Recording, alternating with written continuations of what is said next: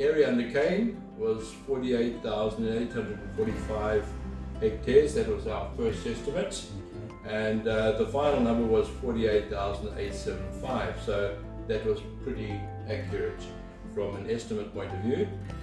The first milk report estimate in tonnes was 2,035,000 tonnes, and unfortunately we ended up with a 1,750,000 tonnes, so there was definitely a downside on the first estimate and the actual final deliveries.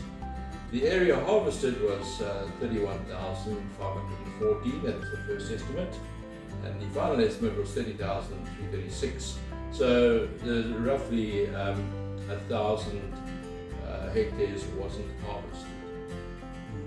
Now, anything else that I can add to that?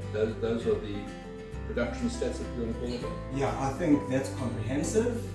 And then, I don't know, could you kindly give us your highlights of the season that we are concluding? Well, Sanele, I'm going to give you highlights and lowlights because it's been a very difficult season. I've been in the sugar industry over 55 years, and this is one of the more difficult seasons we've had to deal with. Weather played a very big part, and just very briefly, we started off with floods, and we had some severe infrastructure damage. Fortunately, we were able to help with that, especially with our small-scale growers. We have an infrastructure fund where we assist our small growers. Then the next thing that happened is that we had a drought, and goodness me, the drought heading into our growing season really didn't help us. And the next thing, we had this massive wind. And if I recollect, it was in May, I'm not sure. Yeah. And most unusual for the south, it flattened our fields. And the result of that, of course, was not good. Not only did we have huge side shooting, but we also then didn't realize that we were in for a bad time with regards to cane quality. That hit us very badly. And something unusual happened, was the weight of the cane. It was just not there. I've never experienced that before. The cane was light and it was sort of hollowed out. And of course then, we also, around about that time, had flowering. And the other thing, which was the spread of alpana to the inland areas, which is most unusual. So, from a cane quality point of view, we took a hike. Now, if I can just carry on, and we talk about the highlights of the season, and I should be saying highlights and lowlights, is the next thing, our mill had some severe mechanical challenges. I think it was around about August or so, and we just couldn't get our cane crushed, and there was a lot of what we thought at that stage was forced carryover, and the cane was piling up on the zones and in the fields, and it just was a very, very bad month for both ourselves and our milling colleagues. So the net result of all of the above that I'm telling you about was exceptionally low yields. I cannot recall yields this low in all years that we were delivering, but it was just the way it turned out. Now, if I may carry on, Sanele, and say to you that the fluctuation in the cane price hurt. We started off what looked like a really good RP price, and a lot of people did their budgets, shall we say, using the upper number. We did in the early days caution that there could be possible impacts from various things that we weren't aware of at that stage. So be cautious and rather go for a budget based on a lower price. Unfortunately, I don't know why, but a lot of our growers didn't take our advice. And and that was really, I'll touch on that just now. Now, something else which has been happening in Sanele as a result since the Mzimkhulu mill closure, we have been having a longer cane season, just 36 to 37 weeks, which really suits particularly the coastal growers. And unfortunately, we now ended up with a diminished season, and even though we tried to get some diversion cane in from Eston, it wasn't sufficient to extend our season beyond about 30 weeks or so. Now, this didn't allow for the coastal growers for their cane to grow out, and it was just a disaster, quite frankly. So what happened is that we also found that there were diminishing areas of cane out there, and it's not as if everybody was diverging into perhaps macadamia or another crop. It was that they were not replanting the areas that were due to be replanted of their carry of their, what do you call it, fields. Annual replant. So those were the lowlights, essentially. Some good news was that there was an establishment of a transformation committee, which was between the millers, the Canegrowers and SAFTA, and it was really good to have all the entities working together in towards the goodwill and the benefit of our growing community. That went down well. Also, we had the Department of Agriculture Fertilizer grant, and that for our area, if I recollect, was 5 million rand, if I got that correct. Yes. And it really challenged us to get all the information in a very short while to get it back to the authorities. So we had employees and we had whana out in the Scotties with the chairman, and fortunately we took on, the Sanele Canegrowers took on some students to assist, because I had never seen piles of paperwork and scanning and what have you, like I saw in this office, because all the original documents had to be in a very short time frame. But it was done, and I believe we collected over 1,000 applications. Is that correct, Sanele? Yes, over 1,000 application forms were completed and returned. So yeah, we're hoping that the department will review our efforts, and because we can do with another 5 million, and we have the applicants out there. So that is some of the good news. Sanele, another item I've got here is challenges that we faced as grower leadership. And I tried to analyze that, and the single biggest thing that challenged me and my administration, very supportive administration staff down here, was getting the growers to get their mindset right timelessly, to understand the above season challenges we're talking about. And they kept on, even with their estimates, they weren't dropping their estimates. They weren't seeing what was going on. And of course, there is no ways we could have known what was going to happen in the industry, in the broader industry later on. But we were fearing that they had overestimated in their estimates and their budgets, etc., and that they needed to look to downside them more. This didn't happen timelessly, unfortunately. So, Sanele, then what are the general risks facing the Sanele milk cane supply?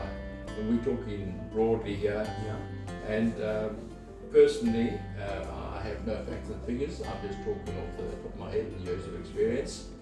I'm saying the reduced area under cane. Cannot believe that there are so many fallow areas, etc., etc., and we are very, very concerned about that. And there were also what we perceived to be forced carryover areas. They didn't materialize as such because the cane yields weren't there. The other thing that has happened, of course, with the drop in the RV price from 7, 8 or so to around about 7,000 tons now, 7,000 rand per ton RV. And we don't know whether there's a downside to that or not. And the early close to the season, there was a long haul crop. And from a cash flow point of view, this is hurting right now. Because never mind having to replace any herbicide, it's the fertilizer and the herbicide and the labor costs the farmer that have to carry. And with the view that the next income is only likely to be at the end of May, I'm talking about cane income. Yes. Because the retention has been eaten up. There is no retention because of the drop in the price and the drop in the crop, etc. And so we're very worried about the financial well-being, not only of small growers or new field or medium field, but even our commercial growers are feeling a lot of pain. Yeah. The other thing is, I can only hope that the cane quality this year will be better. Because if the cane quality does not improve on last season, it's going to hurt. And we have been spraying for Aldana and so on. And out of the blue, we just had excessive Aldana this last season. And we're hoping that we can control that. But it is a risk and it is a concern. But our pest and disease and the rest of our teams are really talking to our growers and saying, guys, make sure that you are spraying, and especially for RSD and any other diseases, and try and keep your fields clean and weed free, and so on. There is something else that probably we haven't spoken too much about, and it seems to be the Mzumbi area, and now it's moved across to the Mdoni side and a little bit inland, is the prospecting and mining. Now, this has really caused a lot of concern, and we as sugarcane growers have been in touch with certain legal entities, and we have managed to get our growers to sign, and I think it's many thousands of objections. My friend, if you're going to ask me what are you looking forward to in the coming season, one is the good weather and improved cane quality. That's top of the list, obviously. The other big one that's a very worrying factor is that we need a resolution to the THS challenges. Yeah. We don't know what they are. The wheels seem to be turning so fast there, and we don't know what impact this could have on us, and we don't know what impact it's going to have on the other mills in the area, whether we're going to have the capacity to perhaps get the cane that we have crushed, or we're going to be doing some diversion to keep the mills that are running full. We just don't know, so we cannot speculate on this one. What we would like to see though, and it would make a huge difference in Sanele, is if the mill operation could be extended over the planned 30 weeks currently to perhaps 36 weeks. In other words, get some cane in, if there is available cane, to extend the milling operation.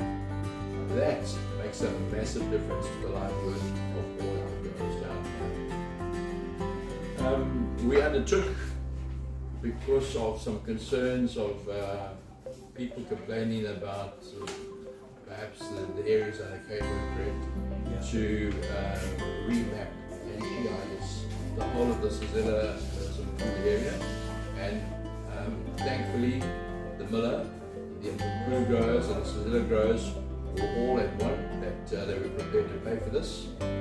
Here in Sanele, we're going to take that to the next level. We now are going to ask them to drill down to our small growers who previously were just mapped as a large area of small growers. We want to try and make that more precise, in that we try and zoom in and not just the strategy, but perhaps individuals. We can't drill down to 1 hectare plots, but perhaps we can put to smaller groupings, so that the accuracy of the information that we're able to glean from this remapping, and obviously the GIS part, which is hugely important. The information that can be gleaned from there is going to help us to help our growers look after their patch, and to warn them up front when there are issues with regards to disease or anything else that may arise, and so we can be proactive in giving them guidance, and we're looking forward to being able to assist like that. Of course, the last thing you asked me about is that what more should SA Canegrowers be doing to add value to the grower community? I just want to thank the board, the executive, and all at Canegrowers for what you guys do for us. You do such a massive amount in the background, and we've been dealing with you for years, and you have always been there to support us, and we are very, very grateful for that.